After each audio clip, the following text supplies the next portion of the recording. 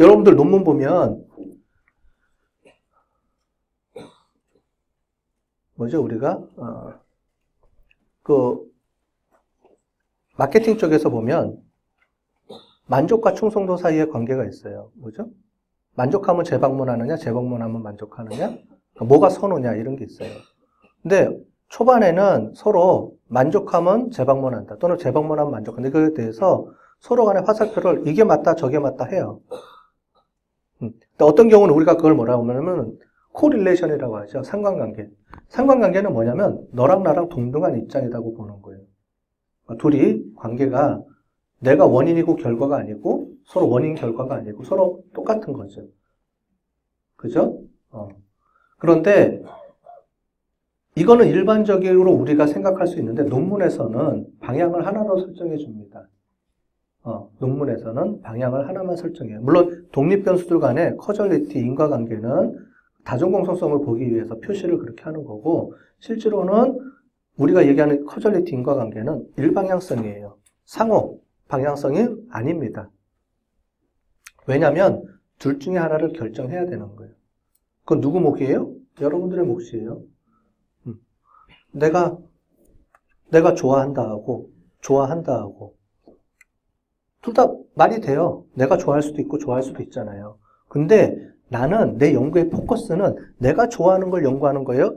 이 사람이 나를 좋아하는 걸 연구하는 거예요. 그걸 정해야 돼요, 여러분들이. 그게 논문이에요. 논문은 내가 정하는 거예요.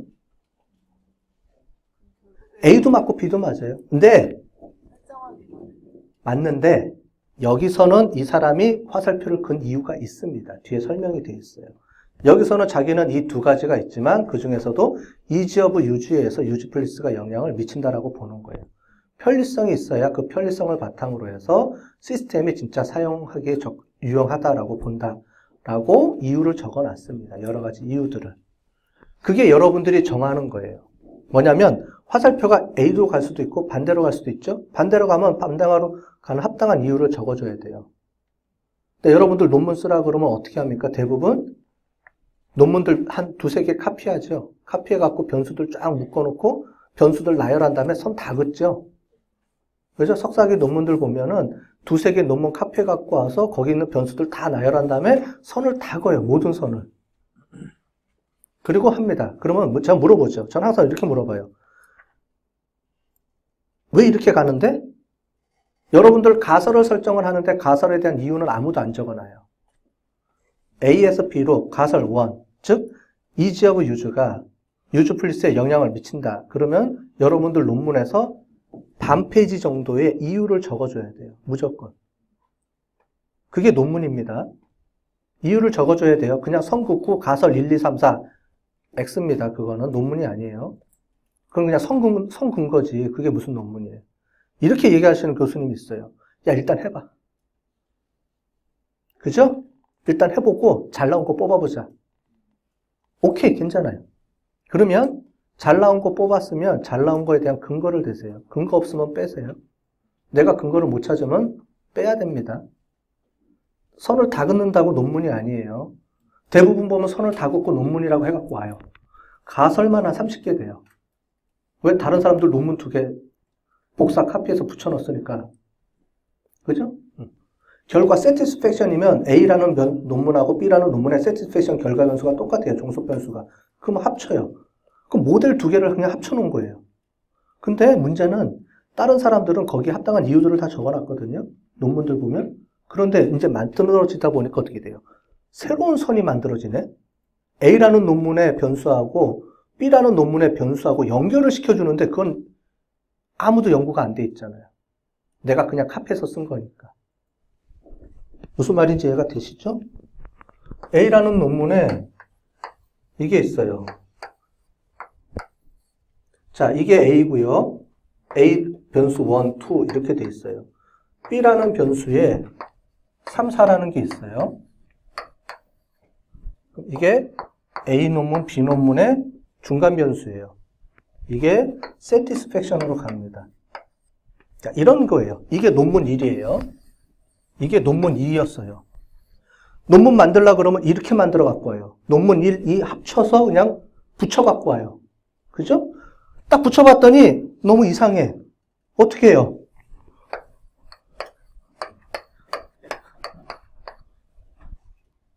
웃으시지요? 다 그렇게 만들으셨잖아. 아, 웃는 사람들은 다 찔려서 그런 거구나. 이게 왜 이렇게 꼬여있지? 다 찔리시죠? 이렇게 만들어 갖고 와요. 100이면 99명이 이렇게 만들어 갖고 와요. 석사들은 다 이렇게 만들어 갖고 와요. 박사들은 그나마 좀 낫고요. 제가 여태까지 수십 명, 수백 명 이제 졸업시켜 본 결과, 맞아? 이렇게 나와요. 고민 없었다는 거예요. 고민이 없이.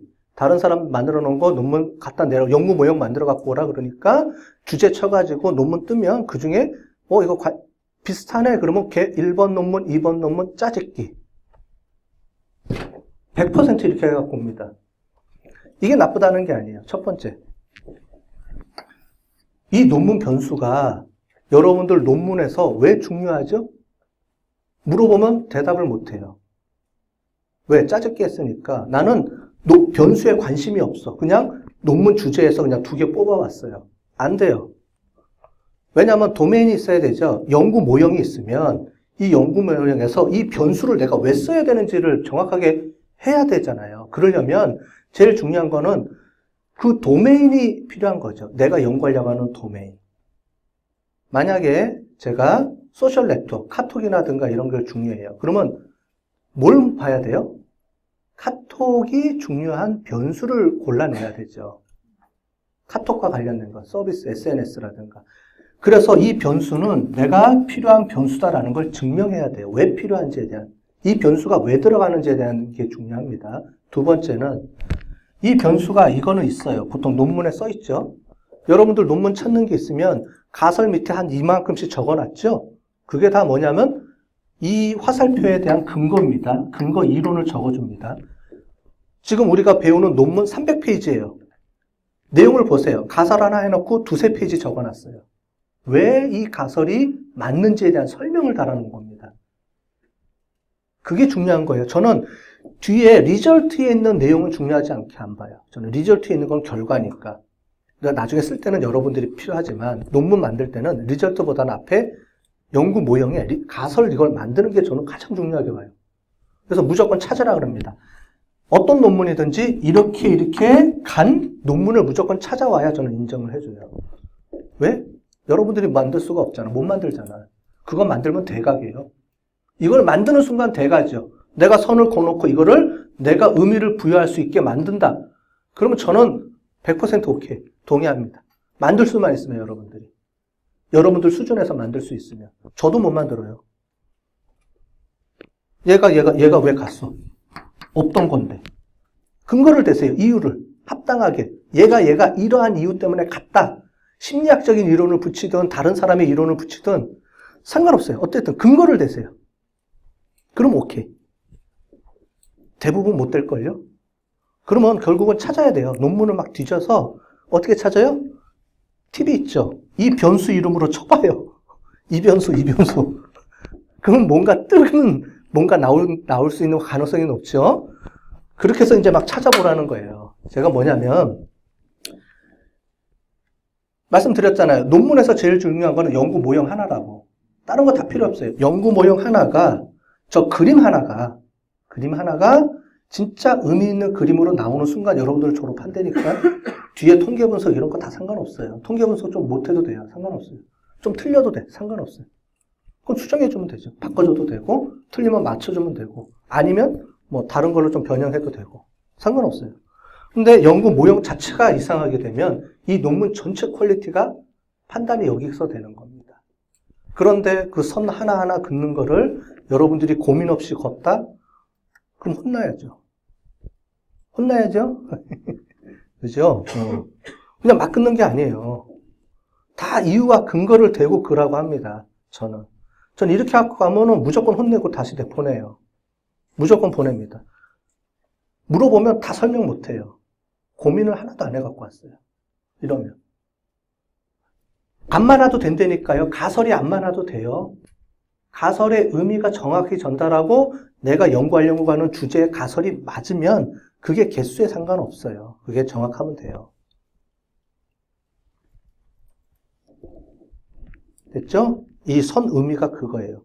대신에 선이 하나로 가느냐, 2개로 가느냐, 결정을 하시려니까 A가 맞다라는 게 증명을 할 수 있으면 A로 가는 거고, 그러니까 이게 위로 가는 게 나는 유주 플리스가 이지 오브 유주에 영향을 미친다. 증명하세요. 증명하면 돼요. 근데 양쪽으로 영향을 왔다 갔다 물론 가능합니다. 언제 가능하냐? 시간적으로 A가 B를 때렸더니 B가 또 때려. 아니 나가 또 때려. 왔다 갔다 하죠? 결국은 모든 사회 현상은 왔다 갔다 해요. 피드백이 당연히 있죠. 그래서 사회과학은 항상 환류가 있잖아요. 피드백, 환류. 돌아가잖아요. 계속 돌아간다고요. 모든 사회과학은, 사회현상은 돌아가게 돼 있다고요. A가 B한테 무조건 영향을 미치는 게 아니라니까 미치면 다시 피드백이 다시 와서 다시 원인으로 다시 가요. 이런 게 사회과학이죠. 맞죠? 사회과학은 항상 피드백 원이에요. 돌아가요. 계속 돌아가는데 그거를 A, B다 싸울 필요가 없다는 거죠. A가 B로 갈 수도 있고 B가 A로 갈 수도 있는데 내가 연구하려는 주제에서는 A가 B가 맞다 또는 B가 A가 맞다. 이거를 결정하면 돼요. 내가 논리적으로. 그리고 나는 그걸 증명하면 돼.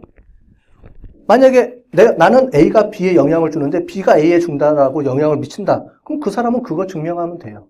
그럼 A도 맞고 B도 맞아요. 상황과 경우에 따라서 다 틀리다는 얘기죠. 정답이 없습니다. 사회과학은 절대 정답이 없습니다. 내가 어떤 연구 주제를 어떻게 연구하느냐에 따라서 내 주장만 증명하고 그거를 설득시키면 되는 거예요. 그게 사회과학의 이론입니다. 대신에 정답이 없으니까 어렵죠. 정답이 없잖아. 정답이 없으니까 뭐예요? 설득의 논리죠. 논문은 설득입니다. 내게 맞습니다라는 거를 사람들한테 설득하는 거예요. 제일 먼저 지도교수님 설득해야 되고 4명의 커미티 설득해야 되고 논문으로 제출하려면 리뷰어들 설득해야 되고 논문 독자들을 맨 마지막에 설득해야 되고 그 사람들이 노 해버리면 의미 없는 거죠. 근데 맞아. 합당하네. 저렇게 설명하는 게 합당하네. 그러면 오케이가 되는 거예요. 논문은. 논문들 대가들 읽어보세요. 읽으면 빠져들어요. 맞아. 맞아. 저렇게 맞아. 이거 맞네? 그게 내가 읽는 순간에, 이거 왜 이렇게? 그러면 일단 논문이 이상하게 된 거죠. 그죠? 아니면 그거를 내가 논문으로 만들 수도 있죠. 나는 저렇게 생각 안 하는데? 라고 시작이 들면 그게 중요한 논문 포인트입니다. 제가 논문을 계속 리딩하라는 것도 리딩하다 보면 A라는 사람하고 B라는 사람하고 계속 논문을 해왔는데 갑자기 딱 들어갔는데 이건 내 생각하고 좀 틀린 것 같아요. 나는 반대로 생각하거나 아니면 나는 이 변수가 더 중요한 것 같아. 새로운 변수를 여기다 좀 집어넣으면 내가 연구하려고 하는 이 주제에 더 합당한 것 같아. 라는 게 떠오르면 그게 연구 모형이 되는 거예요. 내 연구 모형. 그렇게 잡아내는 겁니다. 그래서 교수님들이 계속 리서치를 하고 논문을 읽으라는 이유가 뭐냐면 논문을 쭉 읽다 보면 거기서 내가 답을 찾을 수가 있어요. 한 100개, 200개 읽다 보면 읽다 보면 그게 생겨요. 서로. 크리틱이 생기죠. 논문들 크리틱이 읽다 보면 저런 논문에서 저런 논문을 내가 이렇게 바꿔주면 내가 지금 만들려고 하는 주제랑 비슷하네? 근데 여기서 요 일어나고 요 변수들을 이렇게만 조합하면 뭐가 새로운 게 막 나올 것 같아. 그때부터 이 논문이 출발하는 겁니다. 그거를 자기 걸로 이제 계속 업데이트해서 논문화 시키면은 좋은 논문이 될 수 있어요. 와서 교수님 이론 모델 하나만 던져주세요. 이런 무식한 방법은 제발 그만해 주시고 졸업해야 되는데 논문 하나만 모델 하나만 던져주세요. 이런 거는 제일 무식한 방법이에요. 진짜로. 그죠? 이런 이유 때문에 그렇습니다. 자, 좋은 얘기입니다. 논문 주제랑은 상관은 없는데 뒤에 가보면 제가 뒤에 논문 3편을 보면 이 얘기가 나옵니다. 이런 얘기들이. 왜 나는 유주 플리스가 유주로 가느냐. 말한 대로 이지 오브 유주가 유주 플리스가 밑에서 왜 위로 화살표가 가지? 위에서 밑으로는 안 가? 분명히 얘기가 나오죠. 당연히 이런 얘기가 나온다는 거예요. 그거에 대해서 미리 써놨어요. 이 사람이. 나는 왜 이지 오브 유주가 유주 플리스에 영향을 미치는 관계로 나는 보고 싶다라는 걸 써놨습니다. 뒤에 논문에. 그걸 보겠습니다. 자, 지각과 인지입니다. 인지가 커그니티브예요. 여기 보시면 이쪽입니다.